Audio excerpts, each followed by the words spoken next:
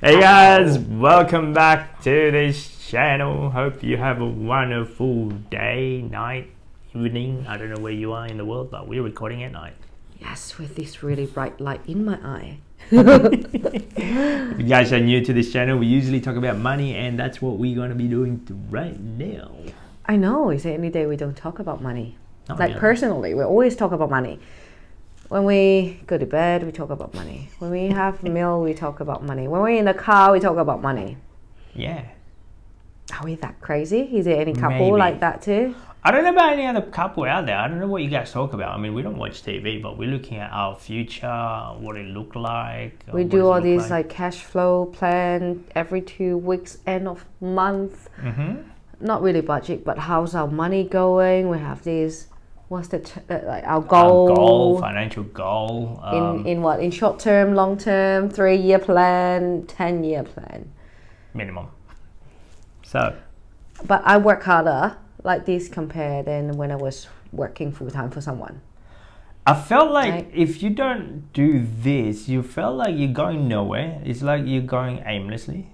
Like you're just gonna go for a drive with no direction. With when you have money, you just want to spend it. Yeah. That's what I was before, without a plan. Yeah, it feels like you're going driving with no destination and there's no thought process on what you want to do when you get there. Whereas this, it gives us some sort of sense of direction and give us like a goal. A clear goal to do it together. Yeah, because we're looking at this, you know what? At a certain point, we can just sit back and relax in a sense. And we're working towards that. I don't think you'll ever sit back and relax. No. Retirement, I reckon, is not for you. It's not for me because when you retire, you're like, what else are you going to be doing? I don't know. Something that you're really passionate about. Gardening. Gardening for you? No, I don't think. For me, I just like the fact that I'm like, oh, there's another vehicle that you can make more money. I think it's Great. an option for you to take a break if you want to. You don't have to work that hard or must. Work is not a must. That's what we're trying to achieve. Yep.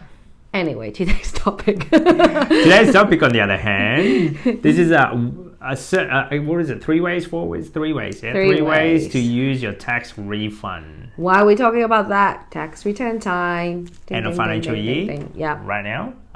In Australia or any other country, is end of June. For us in here in Australia, it's at the end of June. So I don't know what it is in your country or your state in that matter. But tax refund, I'm sure if you're in a modern, I guess, Western culture in a sense. Yeah, developed countries are bound to have some sort of tax return. Or you have to pay tax. Where I'm from, Hong Kong, you pay tax because when they get paid, you don't pay tax. You got all your money first and then you pay. At the end of the year, you got to pay your tax in a one lump sum. Whereas us in here, some area, like if you're a worker, the pay structure, I guess, you get paid, but they get paid the tax first, and then if they made a mistake or somewhat, you get a refund. Not a mistake. Like if it's too much. Yeah. If you pay too much and you have like legitimate reason why you're claiming all of the deduction, you're bound to get some sort of refund. Yes. So, anyway, so I was reading an article saying average Australian, we get around $2,800 per individual. Yes. Okay, cool. Tax so on an return. average, let's say you earn $2,800 per year. Not earn, you get your return. You return is $2,500. Yeah. Anyway, So, what would you do? What do you do? I'm sure some of them would get like, all right, I'm gonna go out and spend. I want to get the new iPhones. Yeah. I want to go buy that new laptop. I want to go get that new clothes. Stop. Let's go on vacation. Stop you know there. what? And then there are other aspect of people that I've heard or I read in the article is like, I rely on my tax return to pay my registration for my car. Yeah, that's pretty sad. That's if you don't have enough emergency fund for you, or if you don't budget your money. Yeah, your car registration shouldn't come up from your emergency. It should be in your budget. It should be in your budget, not part of your tax return. You're hoping that it's enough to cover my registration. So anyway, we have 3 ways that we would do and recommend you to do. We think that worth for your tax return money. This is what we actually do. No, we don't just recommend it. We actually do this. Yeah. So let's say number one. Is in any order? Doesn't matter. It doesn't matter, right? So depending where you are, I guess in your stages, situation. So number one would be paying off debt. Yeah. So, if you have any personal debt. Correct. So whether it's from your credit card, if you're trying to go in a debt snowball. Afterpay.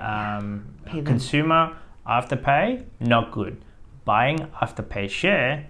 Good. Investment. Anyway, we talk about that later. In another video. Yeah. Like being pretty much, if you're trying to get out of debt, then yes, do that first. Yeah. If it's a car loan, afterpay, credit card, paid off. Any consumer notes there is, or consumer debt there personal loan, pay that off. Yes.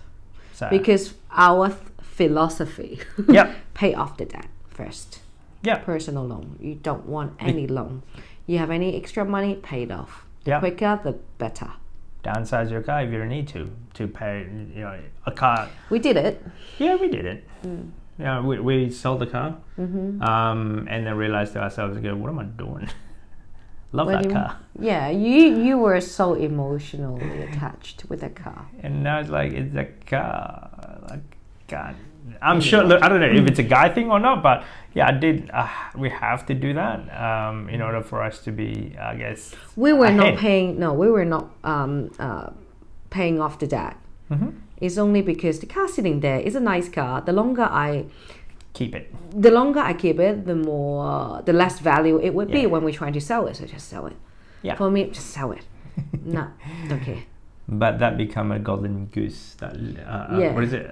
The goose that lay golden egg. Anyway, it's a long story. It's a different story. Anyway, if do anything to pay off your debt. If you got tax return and you have debt, pay it off. Number one. Yeah, that snowball. Whether you're downsizing on your car, if you have a car payments of $500 or $600 per month, how about you just downgrade the car, pay off in order for you to don't have any more debt. Exactly. So pay off debt. I think it's the pride for human. Like when people saying you used to drive this nice car. What happened to you? Why are you downgrading a car? You must be suffering. I'm sure it's the impression for people. We used to drive nice car, but now ugh. And I realized what I'm doing doesn't really make any sense. So that's one. Number two, top up your emergency fund. If you don't have any or you don't have enough. Yeah, so for us, generally speaking, we have 6 months of emergency fund. So that would mean if you're, let's say, getting paid $1,000 per week, 6 months of that, it's $26,000 as part of your emergency fund. So that's for us, each to their own. I mean, if you're just starting on this journey, maybe that would be your emergency fund, your $2,800. Correct. Do whatever it takes in order for you to have some sort of emergency fund, not having a credit card as an emergency fund.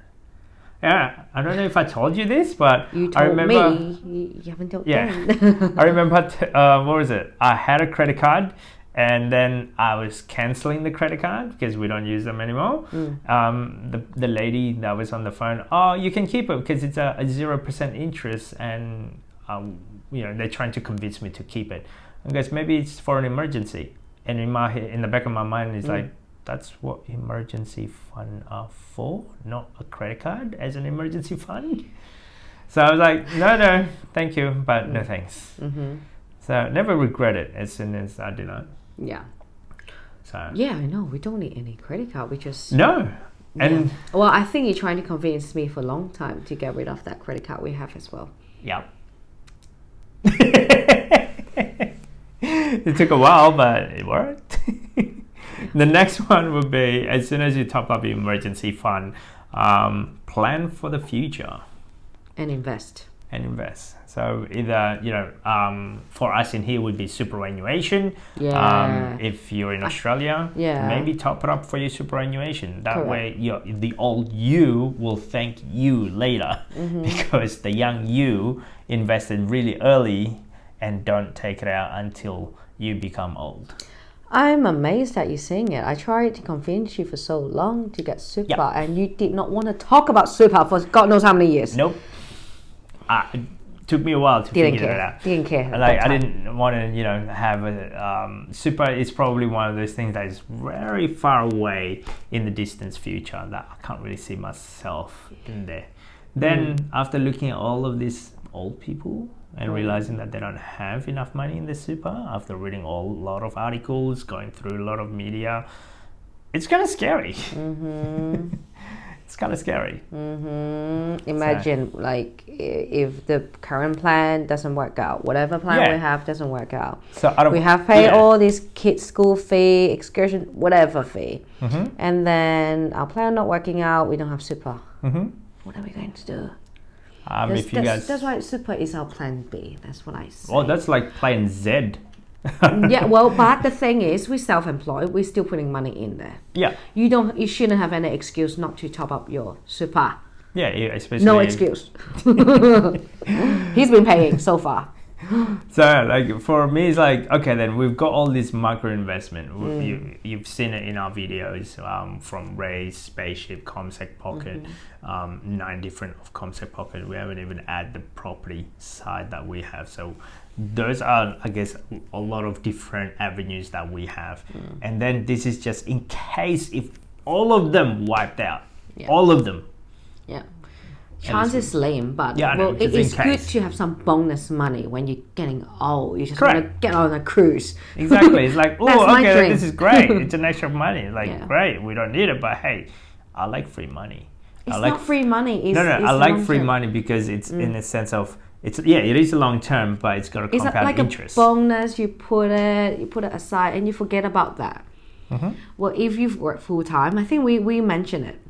If you work full time, please do salary sacrifice. Yep. I didn't know it when I was younger. I wish. So Now if I you're can tell starting your my. journey- I the should young tell my you. 20-year-old me. Please do. For anyone who graduated and just got a full time job, if you don't know No, what it I don't is- think so. Is anyone watching the video? Just do it.